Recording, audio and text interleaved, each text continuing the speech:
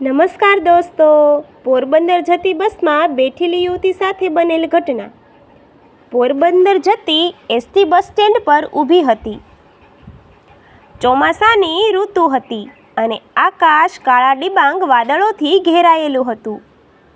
22 વર્ષની નેહલ પોતાના હાથમાં એક નાની બેગ લઈને બસમાં ચડી. તે રાજકોટથી પોતાના ઘરે પોરબંદર જઈ રહી હતી. બસમાં મુસાફરોની ભીડ મધ્યમ હતી.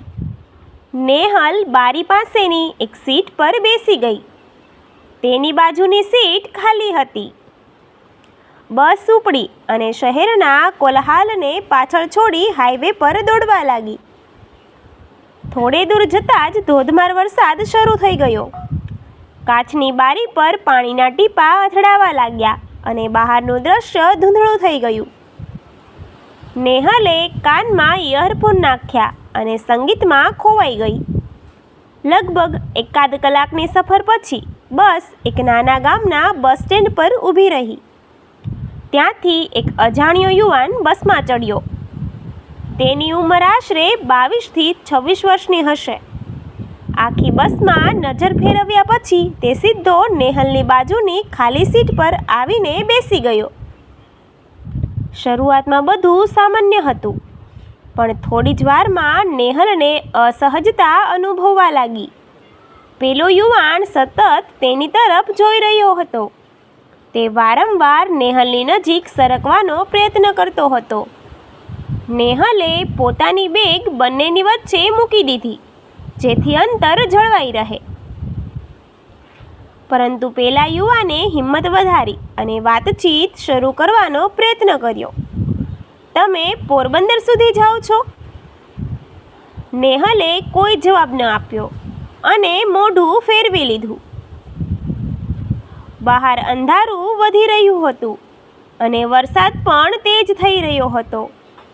રસ્તો સુમસામ હતો. બસની લાઈટો ઝાંખી હતી. પેલો યુવાન હવે વધુ આક્રમક બની રહ્યો હતો. તેણે જાણી જોઈને પોતાનો હાથ નેહલના ખંભા તરફ લંબાવ્યો. નેહલનો પિત્તો ગયો. તે ડરવાને બદલે ગુસ્સે થઈ ગઈ. તેણે જોરથી યુવાનનો હાથ પકડી લીધો અને ઝાટકી નાખ્યો.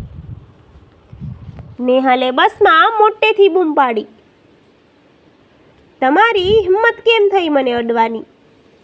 પાછળ ખસીને બેસો. આખી બસનું ધ્યાન નેહલ તરફ ગયું. પેલો યુવાન એકદમ ગભરાઈ ગયો.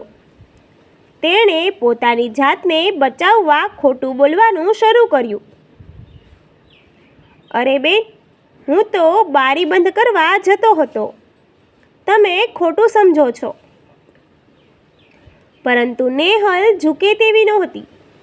તે પોતાની સીટ પરથી ઊભી થઈ ગઈ. તેણે બસના કંડક્ટર અને આજુબાજુના મુસાફરોને બોલાવ્યા.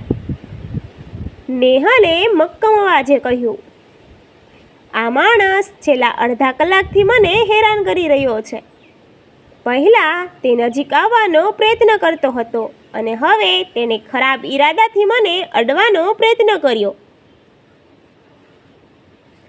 બસમાં બેઠેલા 2-3 વડીલો અને યુવાનો નેહલની વહારે આવ્યા. તેઓએ પેલા યુવાનને ઘેરી લીધો. કંડક્ટરે પણ યુવાનને ધમકાવ્યો. યુવાનનો ચહેરો ફિક્કો પડી ગયો હતો. તે માફી માંગવા લાગ્યો, પણ નેહલે સ્પષ્ટ કહી દીધું કે તે આ મામલે એમ જ નહીં છોડે. નેહલે કંડક્ટરને કહ્યું, બસ સીધી નજીકના પોલીસ સ્ટેશને લો. કંડક્ટરે ડ્રાઈવરને ઈશારો કર્યો. હાઈવે પર જ આગળ એક પોલીસ ચોકી આવતી હતી. ડ્રાઈવરે બસને સીધી પોલીસ ચોકીના કમ્પાઉન્ડમાં વાળી દીધી. વરસાદ હજુ પણ ચાલુ જ હતો. નેહલ, કંડક્ટર અને બસના 2 મુસાફરો પેલા યુવાનને પકડીને પોલીસ સ્ટેશનની અંદર લઈ ગયા. પોલીસ ઓફિસરે આખી ઘટના સાંભળી. નેહલની હિંમત જોઈને તેઓ પણ પ્રભાવિત થયા. યુવાનની પૂછપરછ કરવામાં આવી તો તે ધ્રુજવા લાગ્યો. તેણે ગુનો કબૂલ કરી લીધો. પોલીસે તેની સામે ગુનો નોંધી તેને લોકઅપમાં પૂરી દીધો. નેહલની કાનૂની કાર્યવાહી પૂરી થયા બાદ તે પાછી બસમાં આવી. જ્યારે તે બસમાં પાછી ફરી ત્યારે બધા મુસાફરોએ તાળીઓ પાડીને તેનું સ્વાગત કર્યું. જે સીટ પર તે પહેલાં ડરીને બેઠી હતી, હવે ત્યાં તે ગર્વથી બેઠી હતી. બાકીની સફર શાંતિપૂર્વક પૂરી થઈ. રાત્રે જ્યારે બસ પોરબંદર પહોંચી ત્યારે નેહલના માતા પિતા તેને લેવા આવ્યા. નેહલે બસમાં બનેલી આખી ઘટના તેમને જણાવી. તેના પિતાએ ગર્વથી તેની પીઠ થાબડી અને કહ્યું, તે આજે માત્ર તારી રક્ષા નથી કરી, પણ સમાજને એક સંદેશ આપ્યો છે કે સ્ત્રી અબળા નથી. આ ઘટનાએ નેહલનો આત્મવિશ્વાસ કાયમ માટે વધારી દીધો.